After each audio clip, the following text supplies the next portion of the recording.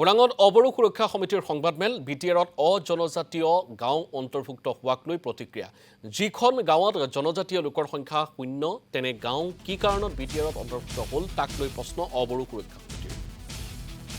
এনে গাঁওসমূহক বিটিআৰৰ পৰা কৰ্তন কৰাৰ দাবী উত্থাপন কৰিছে ৰাজনৈতিক স্বাৰ্থতে এই কাৰ্য কৰাৰ অভিযোগ অবৰো সুৰক্ষা সমিতিৰ বিজেপিৰ ৰাজ্যিক সভাপতি দিলীপ শইকীয়াকো সমালোচনা কৰে অবৰো সুৰক্ষা সমিতি যে এই যিসমূহ গাঁও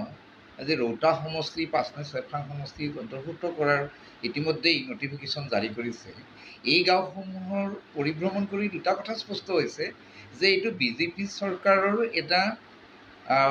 আগন্তুক নিৰ্বাচন কেন্দ্ৰিক এটা পৰিকল্পনামূলক এটা কাৰ্য আৰু এই পৰিকল্পনাৰ যোগেদি তেওঁলোকে BPF বা UPPLৰ হাতৰ পৰা এই দুটা চিট কাঢ়ি ল'বৰ কাৰণে এটা গভীৰ ষড়যন্ত্ৰ ৰচনা কৰিছে আৰু আমি তেওঁলোকৰ ৰাজনৈতিক ষড়যন্ত্ৰ কি আমি সেইটোলৈ যাব খোজা নাই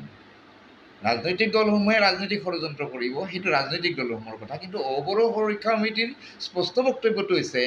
যে বিটিআৰ চুক্তিমতে BTAD এলেকাৰ সংলগ্ন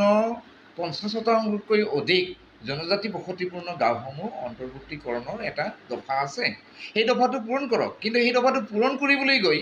আজি কিন্তু প্ৰকাৰান্তৰে বিটিআৰ চুক্তিখনকে উলংঘা কৰা